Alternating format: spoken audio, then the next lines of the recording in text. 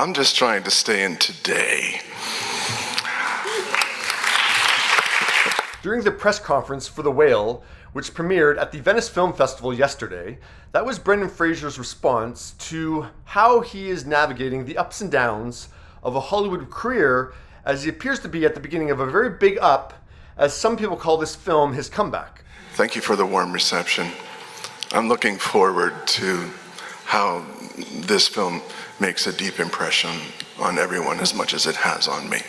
Well, it certainly had an impact on the audience who saw the film that night. The 6-minute standing ovation for the film started with focusing on director Darren Aronofsky, and I wanted to freeze it on this brief moment of Brendan. Brendan almost looks overwhelmed. It's almost like a lot is hitting him in that moment as he feels the love from the movie industry once again. Brendan hasn't headlined a major Hollywood movie since 2010's Extraordinary Measures alongside Harrison Ford, and many think Brendan was blacklisted after he revealed in a GQ article in 2018 during the Me Too movement that he had been sexually assaulted 15 years prior by the then Hollywood Foreign Press president.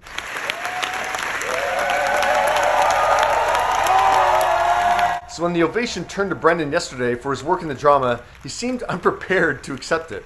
Of course, Brendan is no stranger to receiving that movie star adoration that some actors get. From his breakout role in Encino Man 30 years ago, to being the marquee name on School Ties, which featured Matt Damon and Ben Affleck pre-Good Will Hunting, to the Oscar-nominated Gods and Monsters with Ian McKellen, to the Best Picture-winning Crash alongside Sandra Bullock. But receiving that adoration yesterday, after having a low profile the past few years, brought tears to Brendan's eyes.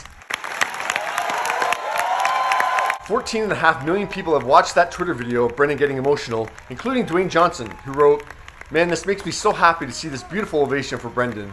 He supported me coming into his Mummy Returns franchise for my first ever role, which kicked off my Hollywood career. Rooting for all your success, brother, and congrats to my bud, Darren Aronofsky." Yeah, Brendan headlined the Mummy franchise alongside Rachel Weisz, and his role as George of the Jungle from 1997 was brought up during the press conference. I do hope that your son was being safe in the backyard when he played George of the Jungle, because there are a number of parents who've come to me over the years to say, "Hey, great movie, my kid loves it. I got a bone to pick with you. He's got 8 stitches that he needed repaired." But Brendan admits that things have changed since then. I looked different in those days. But he believes his character in The Whale is the one to be admired the most. By far and away, I think that Charlie is the most heroic man I have ever played, because his superpower is to see the good in others and bring that out in him. So even if this doesn't lead to an Oscar nomination for Brendan, and even he says he doesn't know how this role is going to fit into the landscape of his career. Well, really, it is to be told. My crystal ball is broken. I don't know if yours works, but meet me after the show and we'll take a peek together.